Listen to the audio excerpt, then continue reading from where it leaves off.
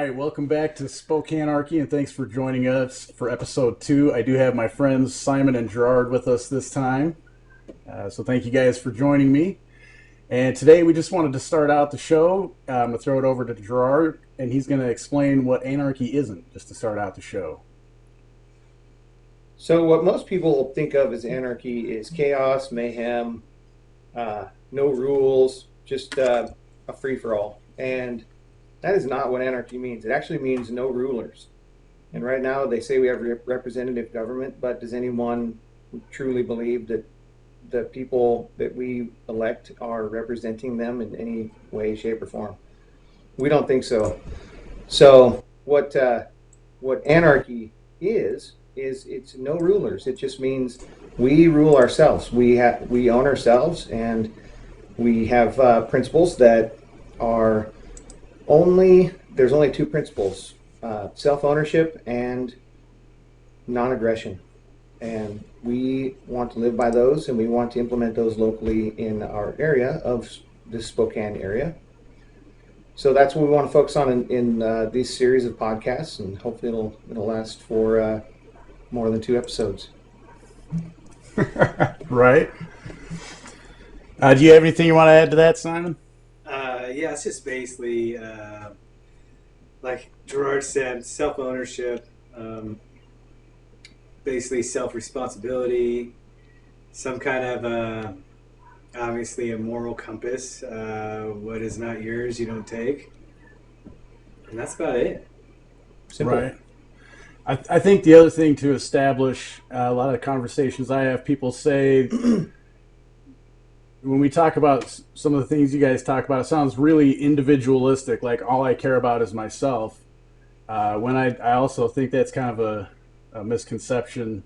Most people I know that are anarchists are actually really involved into building a community so that we can rely on each other and help each other out. So it's not about, while we respect individual freedom, it's not about being selfish and only caring about yourself. It is about caring about others and helping others that are willing to be self-reliant and govern themselves, I guess. I agree. All right. So then we want to move on after we've established that. We're just going to move on to the next topic. Like I said, we want to cover things local here in Spokane. And so one of the things I found on KHQ, a local news station, they did a report on Browne's Edition. It's an area just outside of downtown Spokane. And they did a report on there's some more thefts happening in that neighborhood than usual, I guess. Crime has gone up, just like everywhere across the nation in most cities. So they did this story kind of highlighting that. So I'm going to stop talking and show you guys the story now, and then we'll come back and talk about that. All my life, I've never seen anything like it. That has been a pretty common statement these past few years. It's never been this bad. Well, tonight, from a record-breaking year for shootings to property crime on the rise. Good evening, I'm Stephanie Vigil. Small business owners in Browne's Edition saying they are fed up with crime. The owner of Browne's Bistro talked to KHQ's Tana Kelly after yet another break-in. And Tana, she says they're dealing with the same thing almost every week.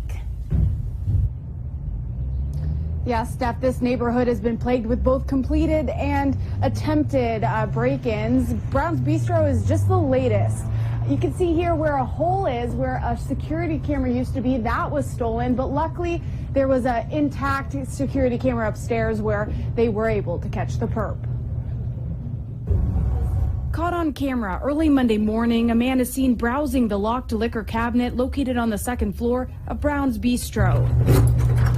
The owner, Terry Adolfson, still unnerved as to how he got in. I could watch him pick up a bottle, look at it, set it back down, and then go to the next bottle. 20 bottles, a laptop, and our receiver was right here, and that's gone. Over $1,000 worth of goods stolen. How did he get in here without having any camera footage from any door or any door alerts? And this isn't the only break-in this week. Just days later on Wednesday night, another. This time, they weren't able to get in. We could see him come up the sidewalk and try the cooler, try the 2-door, and then try the door. The two men, Adolfson says, tried to get into the business next door, too.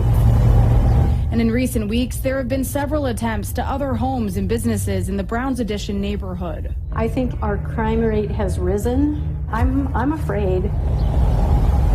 Right now, we're experiencing a large amount of vehicle break-ins, prowls, burglaries. Officer Micah Prin has been in that role in Spokane for 15 years. His job is to look for suspicious activity out on the streets. We're looking to identify suspects in current cases, and we're looking to kind of interrupt criminal behaviors. He said the most frustrating part is that in many cases, the crimes are committed by the same people he and other officers have already put away. We make arrests every single day, sometimes multiple times a day. So yeah, it's definitely frustrating. It can be especially hard when they're wearing masks and you don't have security cameras. So with more watchful eyes out there and with more security cameras there to catch the perps, hopefully, we can stop the crime. But for now, in Spokane, Tana Kelly, back to you. All right, Tana, thank All right, so now that you've seen the story, one of the first things we want to talk about is why is this theft happening? Why is there an increase in crime? It doesn't just happen spring out of nowhere. There's a reason that all this has happened. So I guess I'll start that off. I would say clearly one of the reasons, just very simple reasons, is the last 2 years during this pandemic that we've had, the whatever you want to call it, the plandemic. They've really crushed our economy, people's ability to work. So people are really down on their luck, don't have the resources that maybe used to have. There's a lot more homeless people than there ever have been. People that don't have homes, don't have anywhere to go. They want resources. There are things that they're always showing on their phones that they want to have, all these sorts of things. So that's probably the biggest reason, just simply put right there, but I know it goes much deeper. Yeah, well, I think people are just getting priced out of stuff. And then we have situations where we have TV shows, we have politicians living the high life. And for some reason, I think people are getting the misconception of that they deserve something versus working for it. And I guess that's a tough scenario to be in. I mean, I really don't know why people are stealing. Maybe it's the mindset that they deserve something. They maybe worked hard or had bad luck, and there's no help out there, really. I think that's part of it. The mindset of they deserve something. I do think, at least in America, we have a very entitled society. I mean, even, I kind of observe people a lot when I drive around, and when I see homeless people, they all have phones. And obviously we know why that, just like you were saying, it kind of they're told they should be able to have all these things by what we see on our phones. Not that someone's saying you should be able to, but what we're presented that life is through our phones that we're always looking at, it is kind of presented that, well, you should be entitled to have all these things, and so I think you're right there for sure. Yeah, I'm wondering where they got those phones too, because I've seen reports where basically the government is giving some of those out for free. Yeah, you guys seen that, right? Mm-hmm. Yeah. So that's a huge connection of keeping track on everybody are in a mental state to the illusion of what's really going on and what life's really about versus social engineering, I think. the prices are going up because the government is spending money on phones for homeless people, immigrants, whoever, and that shows up in the price of goods. So now they can't afford to buy a bottle of alcohol, and here they are, reaching into the liquor cabinet in a local store for it. Yeah. Yep. Right. I would say another big part of that is just to go into the homeless thing. There is a lot of, I did a couple of audits of the Frontier Behavioral Health in downtown Spokane, and that's where primarily most of the people that end getting picked up for drugs or whatever, and we see these stories like what you just heard, The cop in that story, he was talking about how they can pick someone up, they take them to jail, and then they just pick them up later in the day because they're released. Well, that's because a lot of times, depending on what the charges are, the judges, because they don't have room in jails or for whatever reason, they'll assign them, their orders will be to go to a mental health counselor. And so in lieu of, if they don't go to the counselor, and then they'll have a warrant issued for their arrest and they'll get thrown in jail later. So in lieu of going to jail, they have to go to a mental health counselor. And I mean, these buildings, there's like 3 of these new buildings and just in downtown Spokane alone. I mean, they're not small buildings. Right. And so all these people are going in there, and as soon as they leave, they get I guarantee you, they all get a prescription for some sort of, antidepressant or anti-anxiety type drug. And there's literally a pharmacy right around the corner. And so we're drugging these people up, and then maybe they don't have access to go to the pharmacy anymore because they can't get a ride or whatever reason. And now they're used to having these drugs. Now they can't get them, and they're all opioids. Right. So the withdrawal has got to be kind of crazy. Right. So I think that's a big part of it, just like how we handle this as a society. How we're handling why they're stealing, to identify why they're stealing, but then also, instead of just throwing them in a cage or putting them on drugs, we need to be figuring out, well, are you depressed? What is going on in your life that makes you keep going back, to these situations? So, I don't know, I guess that helps transition, into the next topic. Do you have anything else to add to that, Gerard? Nope. Okay. So that transitions into the next topic, or part of this is, so in a society without government, because that's what we're trying to talk about, without any rulers, without a police force, what does it look like for like the community of Spokane, or even just the neighborhood of Browne's Addition? Let's focus even smaller, because that's what I think it really should be about. What does that look like without the police and the government of the city of Spokane there to allegedly protect you from these property crimes, which is what they're supposed to be doing? What does that look like for the community of Browne's Addition to protect their own businesses, the people there to protect themselves? And we should add too that we're not about overthrowing the government or getting rid of the government. We'd like it if there wasn't a government, but there is one. And we can do a lot by basically ignoring the government as much as we can and working out our solutions for ourselves. And hopefully, if we build a system of our own that's based on free market and self-policing, then the government will wither away probably because it won't have the support it needs. Right. Yeah, I think you're definitely right there. And I think that's a good point. I don't feel like we should have to point this out, but I will. We are nonviolent. We all believe in the Nonaggression Principle. So that's pretty important. It goes along with what Gerard just said. We don't believe in being like violent and getting rid of the government. I just feel like, personally, my belief is, why would I enter into a contract with an evil corporation? And that's what all of our governments are, at least in my opinion. So. Yeah, well, the thing is, I think it falls on, unfortunately, the business owner to take extra precautions. So it depends on how much money that business owner makes and what their overhead is, and there is, extra security you can purchase yourself and install. You have gates, you have fences. Unfortunately, these are some of the things that you have to think about running a business if you're not looking at someone else to save you or incorporate the bounds of policing. I mean, period, policing. That's it. Right. Then the next step would be reaching out to your community and maybe hiring people at night to stand guard of your business. So to me, it doesn't seem very hard or difficult to present solutions to some of these problems. Well, and it's going to be a transition too, because if you look at an organization like in Detroit, they have the Threat Management Center. They basically are a private security firm.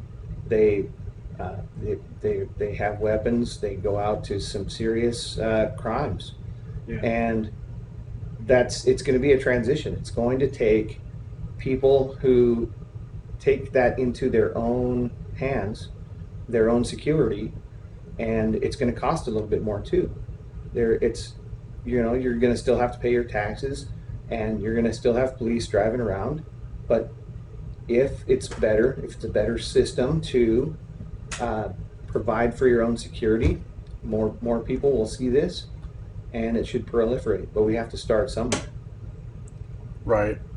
Well, even like I said, one of the things people always point out is, well, that's great. I have the resources to hire private security, like you just said, or whatever. Oh, what about the people that don't?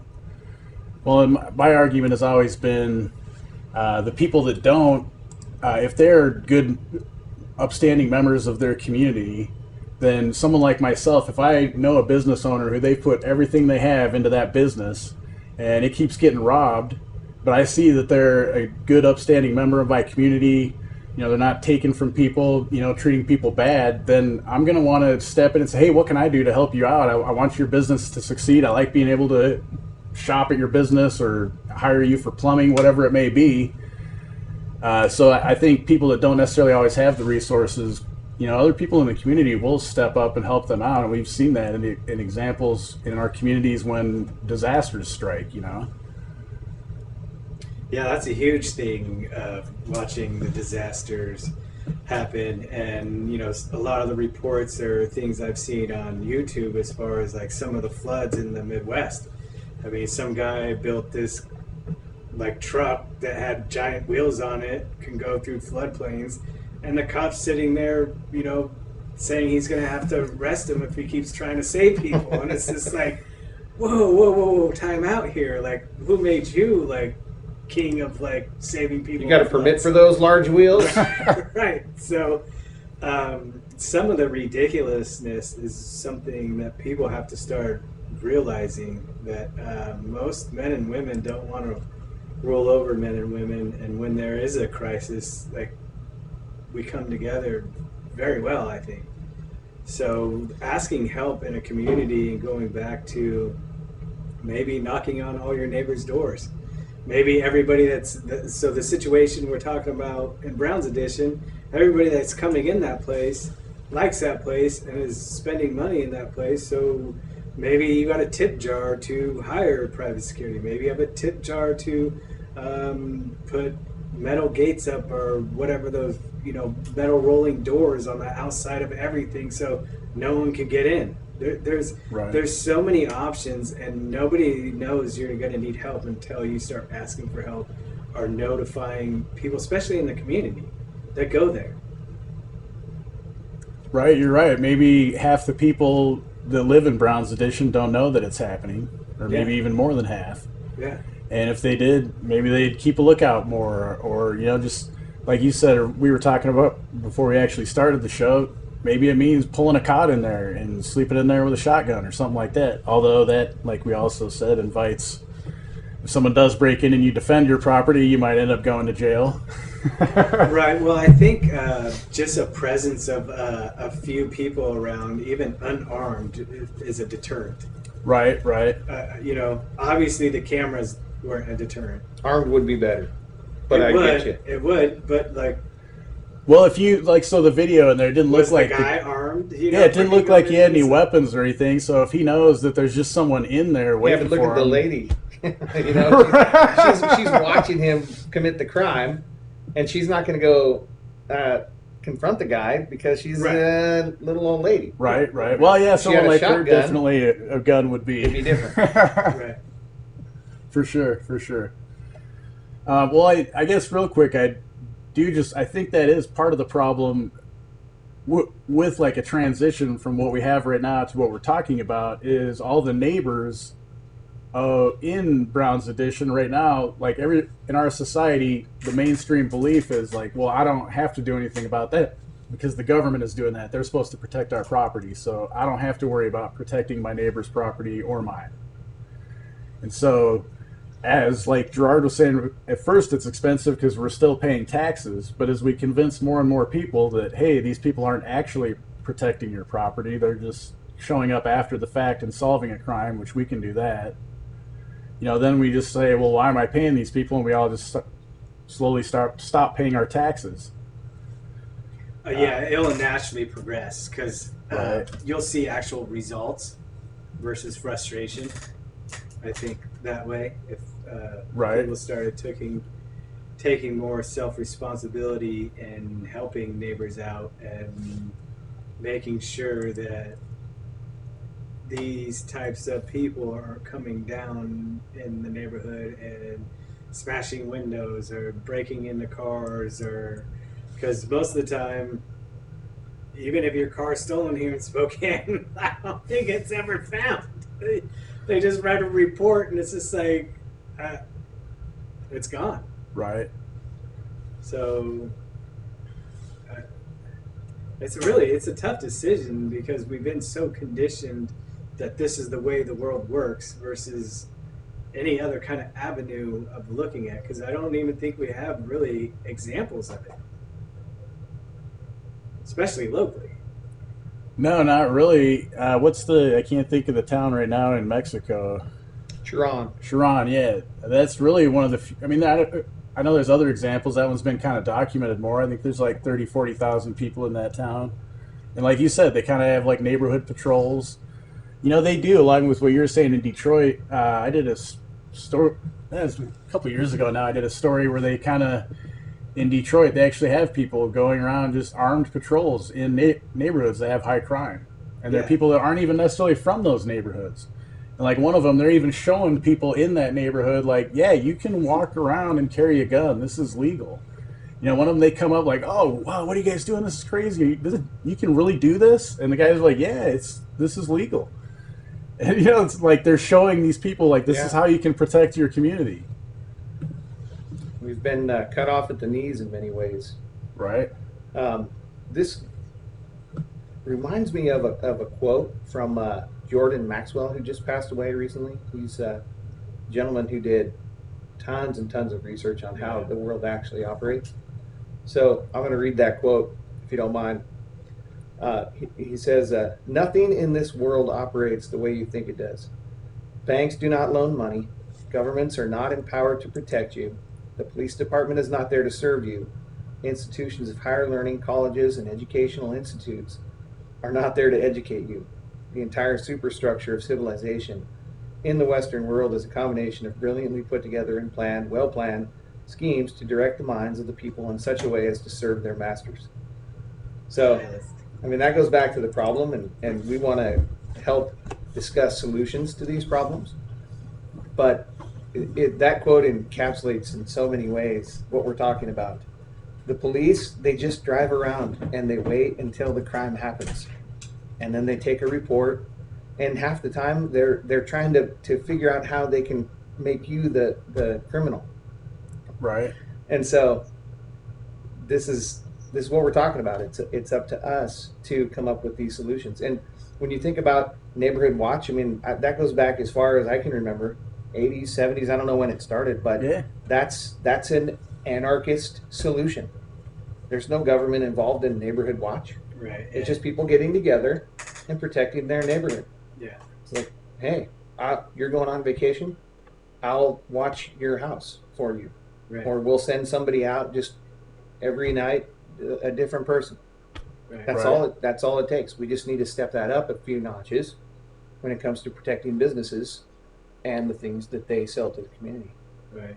So I guess maybe what does that look like?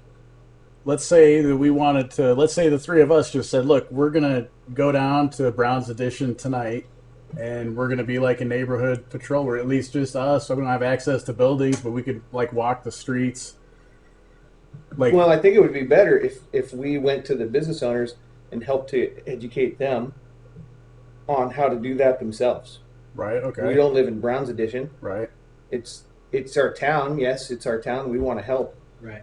But they need to take responsibility for their businesses. If they don't want them to get robbed, that's what they have to do.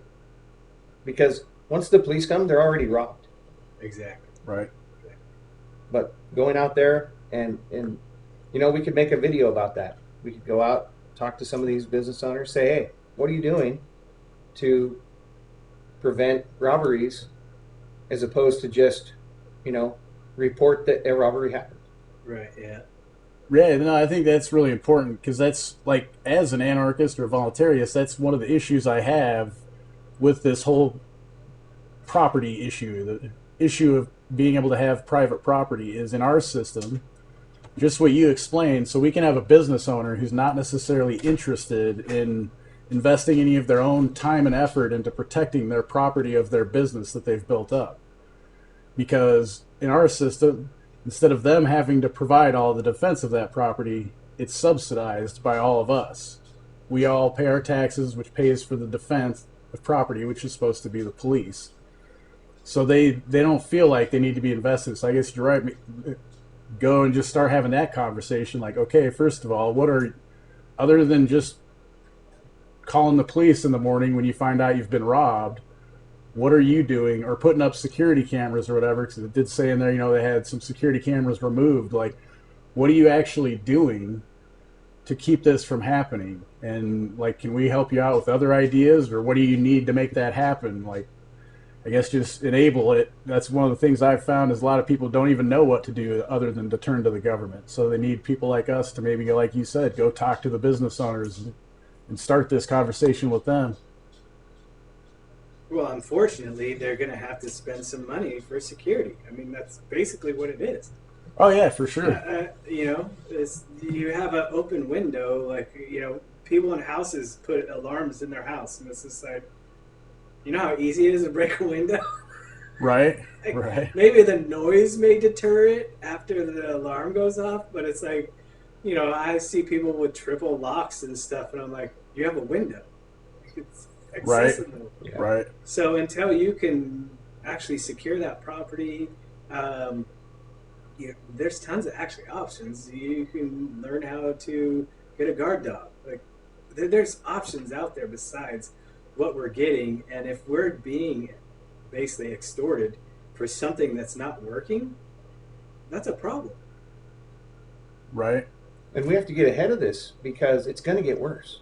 Yeah. It's going to get worse. Yes. It's not just going to be a guy going into your store and stealing some bottles of booze.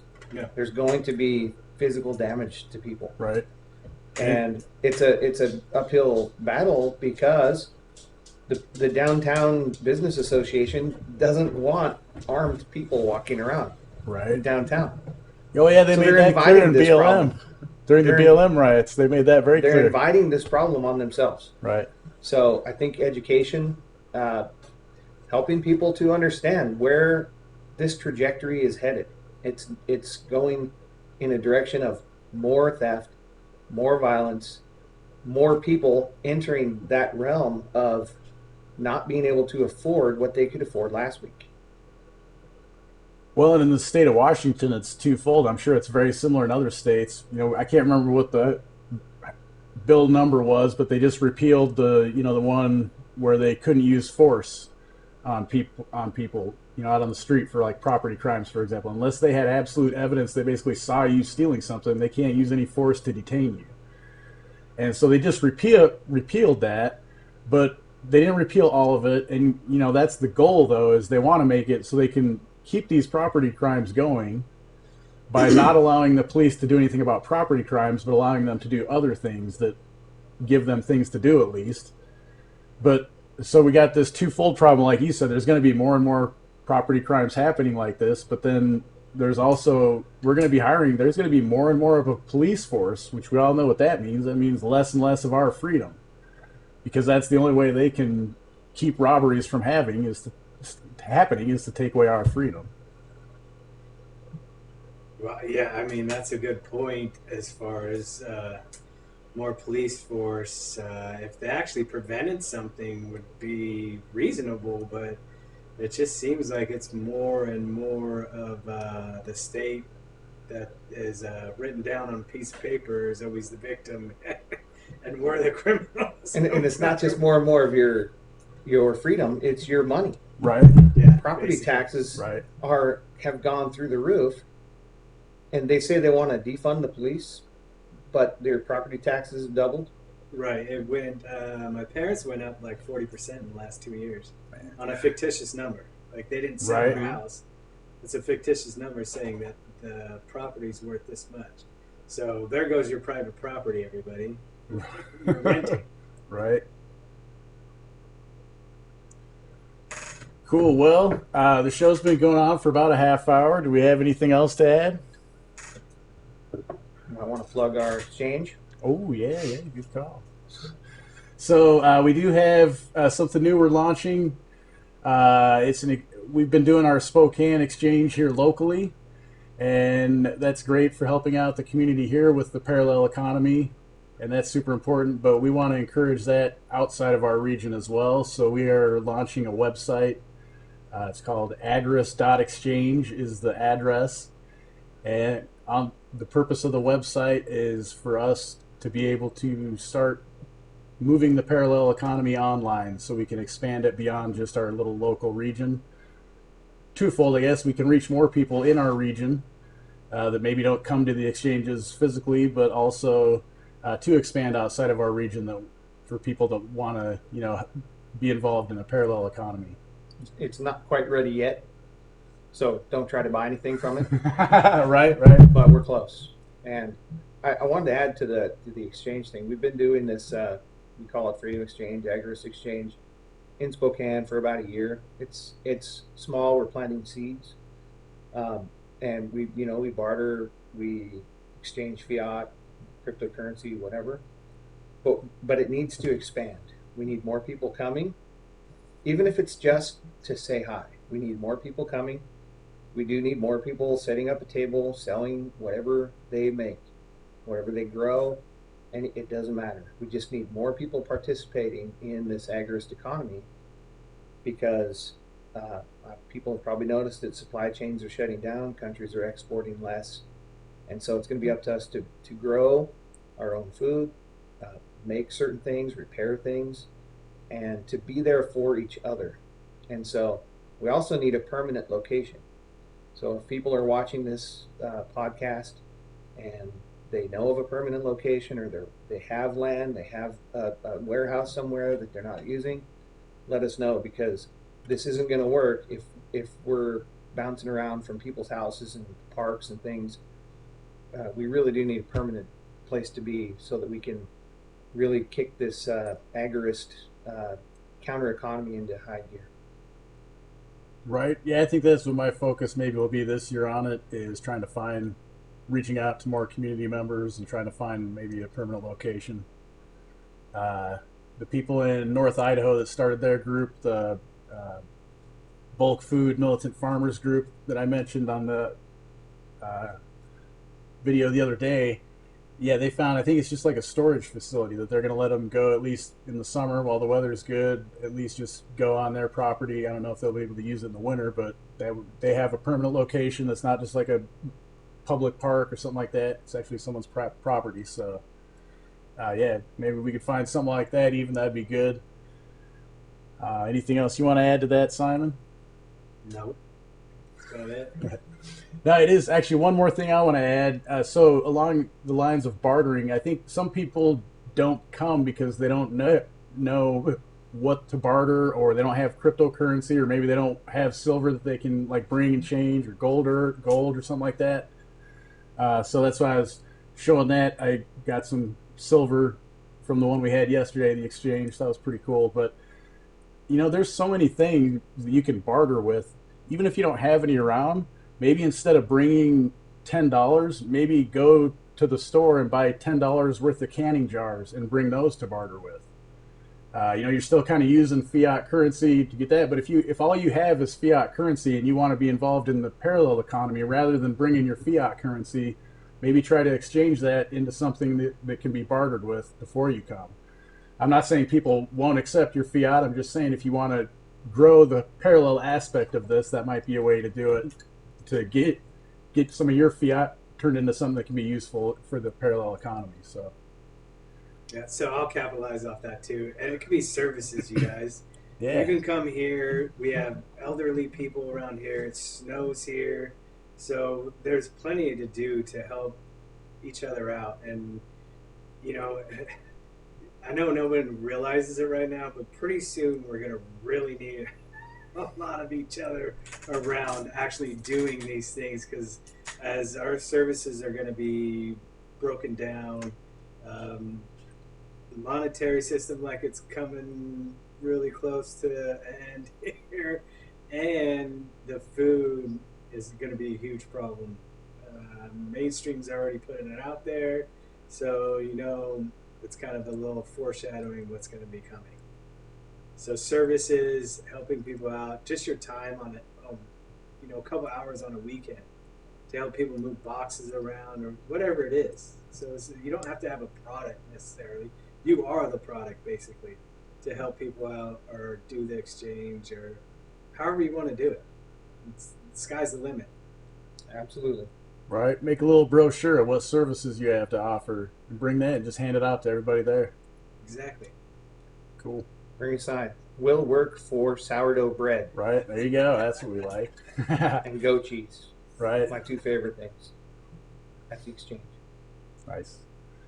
All right, y'all. Well, thanks for joining us for this second episode. Hope you join us next week. We'll see you back for episode 3. Until then, don't forget to live free.